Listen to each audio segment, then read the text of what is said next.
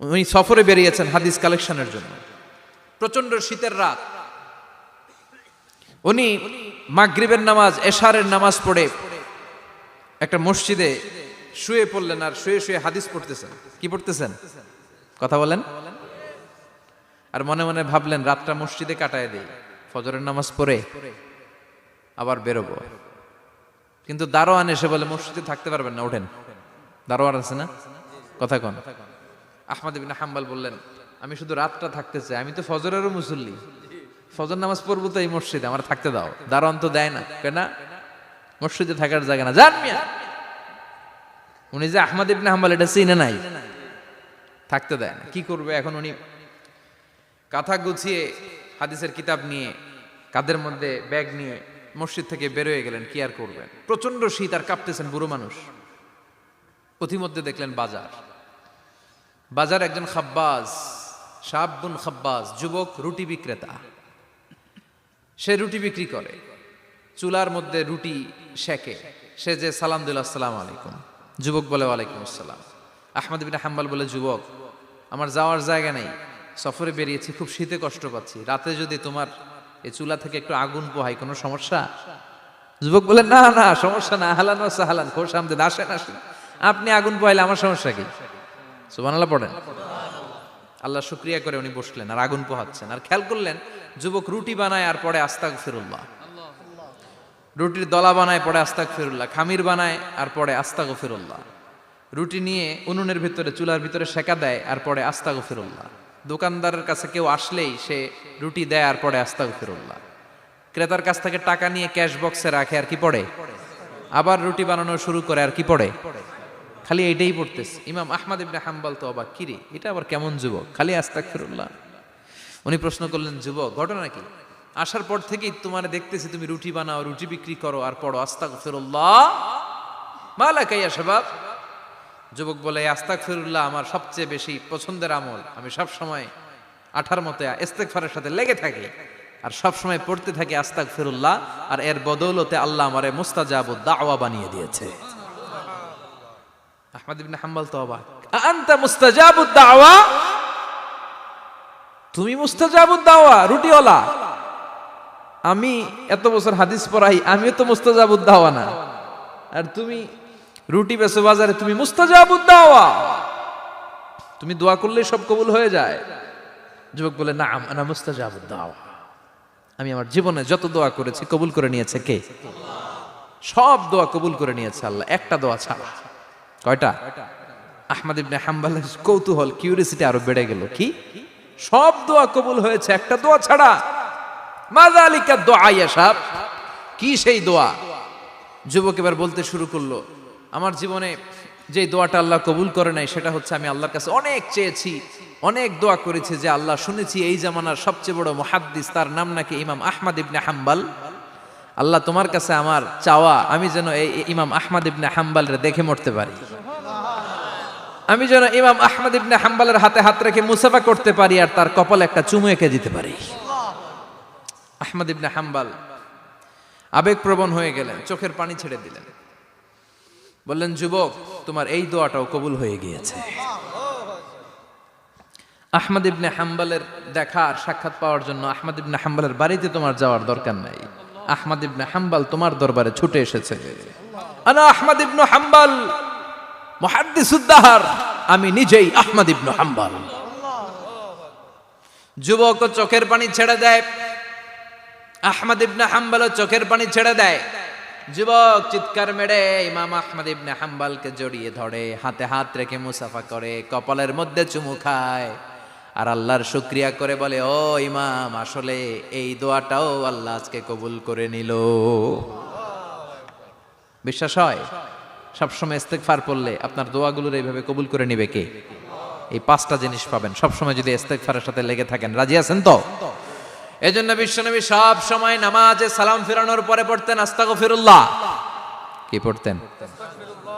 তিনবার পড়তেন আস্তাগফিরুল্লাহ, আস্তাগফিরুল্লাহ, আস্তাগফিরুল্লাহ। পড়তে রাজি আছেন? ইস্তেগফারের অনেকগুলো আলফাজ আছে, সবচেয়ে ছোট ইস্তেগফার হচ্ছে এটা, আস্তাগফিরুল্লাহ, আস্তাগফিরুল্লাহ। আরো আছে আস্তাগফিরুল্লাহ আল্লাযী লা ইলাহা ইল্লা হুয়াল হাইয়ুল কাইয়্যুম আতুবু ইলাইহি। বিশ্বনবী বলেন এই ইস্তেগফারটা যদি কেউ পড়ে, আত-তাওয়াল্লি মিন ইয়াউমিজ জাহাফ, যুদ্ধের ময়দান থেকে পালিয়ে আসা কবিরা গুনাহ। কি গুনাহ? কাফেরদের সাথে যুদ্ধ, আমি তাগড়া যুবক, তলোয়ার নিয়ে নেমেছি, আমার দেহের এক ফোঁটা রক্ত থাকা পর্যন্ত আমি যুদ্ধ চালিয়ে যাব, আমি ফিরে আসতে পারবো না, আইনটা কার? ফিরে আসলে কবিরা গুনাহ।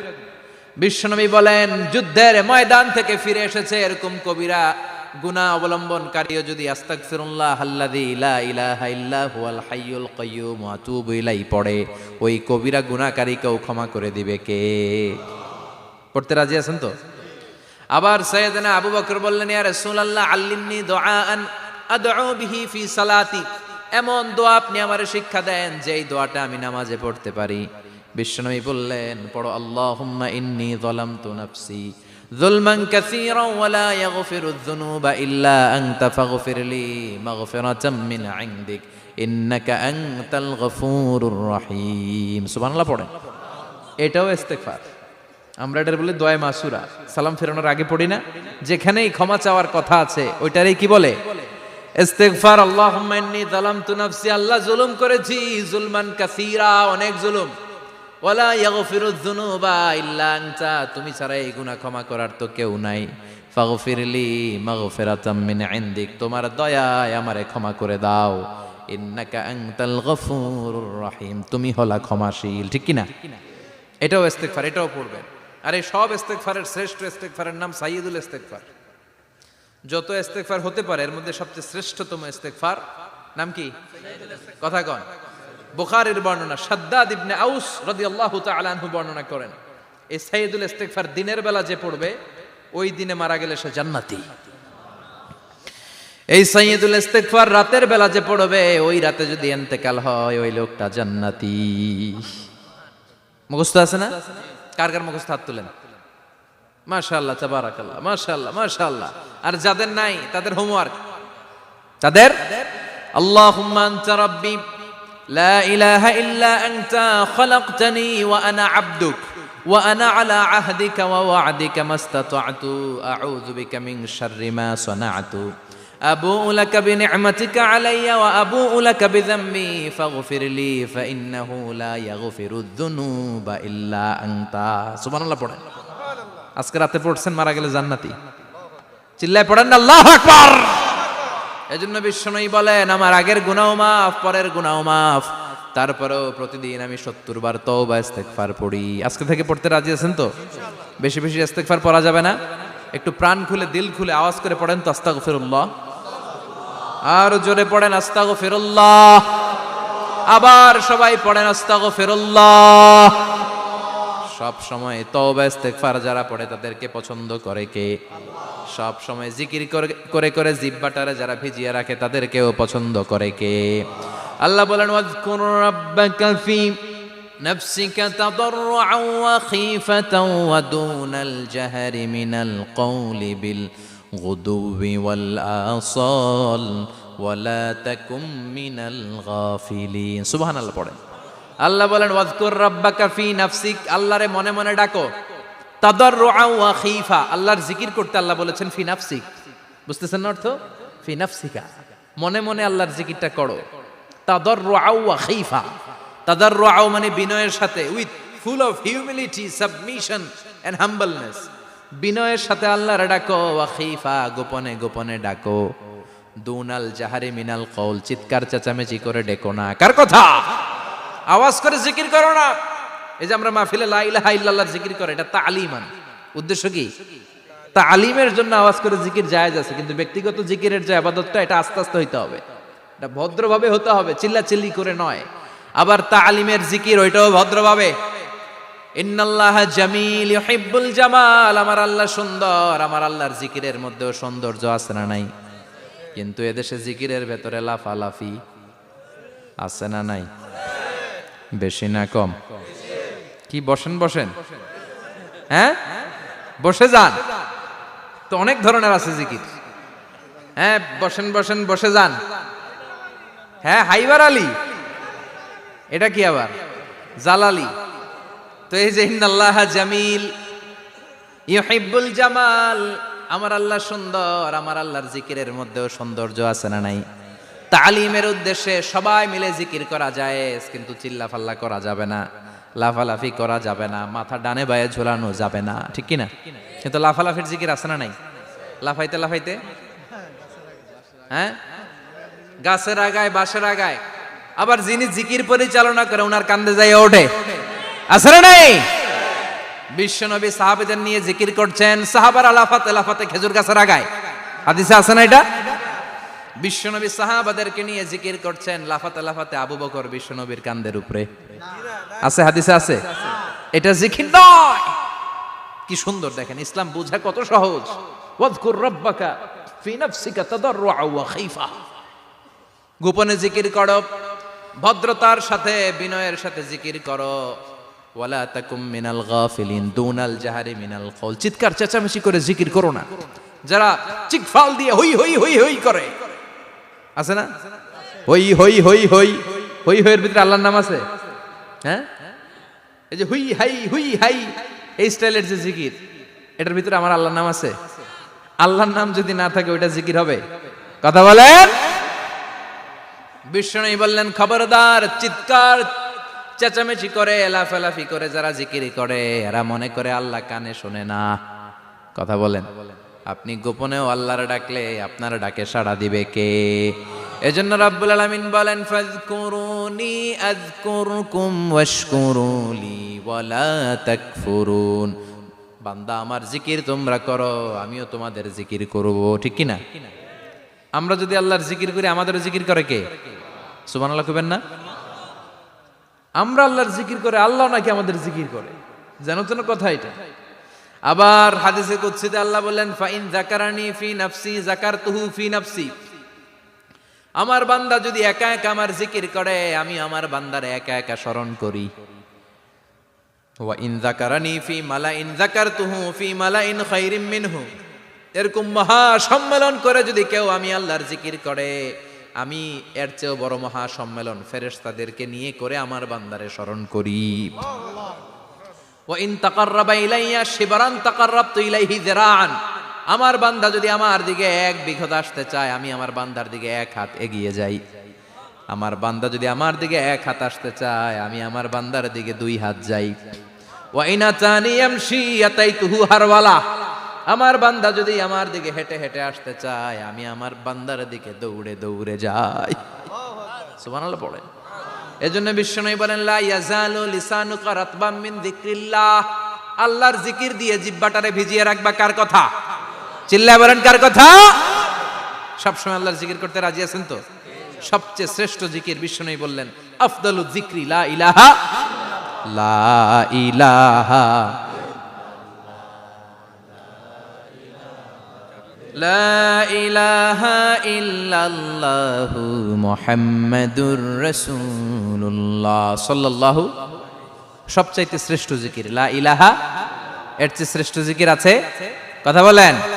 বিশ্বনবী বললেন, মান ক্বালা লা ইলাহা ইল্লাল্লাহ সিদকান মিন কলবিহি, একনিষ্ঠতার সাথে অন্তর থেকে কেউ যদি জীবনে একবার বলে লা ইলাহা ইল্লাল্লাহ, দাখালাল জান্নাহ। তার যদি পাপ থাকে, অন্যায় থাকে, ওই পাপ আর অন্যায়ের শাস্তিগুলার পরে কোনো না কোনো দিন আমার ওই বান্দা জান্নাতে ঢুকবে। একবার যদি খালিসান মিন কলবিহি সে পড়ে লা ইলাহা ইল্লাল্লাহ, তার জন্য জান্নাতকে অবধারিত করে দিয়েছে কে? আবার এটার নাম আল্লাহ দিয়েছে কালিমায়ে। কথা বলেন। দরাবাল্লাহু মাসালান কালিমাতান তাইয়িবাতান কাশাজারাতিন তাইয়িবাতিন আসলুহা সাবিতুন ওয়া ফারউহা ফিস সামা। সুবহানাল্লাহ। পবিত্র বাণী এটা কালিমায়ে তাইয়িবা। আবু সাঈদ আল খুদরি থেকে বর্ণিত, মুস্তাদরেকে হাকিম আর সহিহ ইবনে হিব্বানে এসেছে। বিশ্বনবী বলেন, মুসা আলাইহিস সালাম আল্লাহর একবার প্রশ্ন করলেন, ইয়া রাব আল্লিমনি দুআআন আদউ বিহি। আপনি আমার এমন একটা জিকির শিক্ষা দেন যে জিকির দিয়ে আমি শুধু আপনার জিকির করব, কেউ এই জিকির করতে পারবে না। এই জিকির জানবো শুধু আমি, আর জানবেন। কথা কোন? প্রশ্ন করছে কে? হ্যাঁ, কাকে করেছে?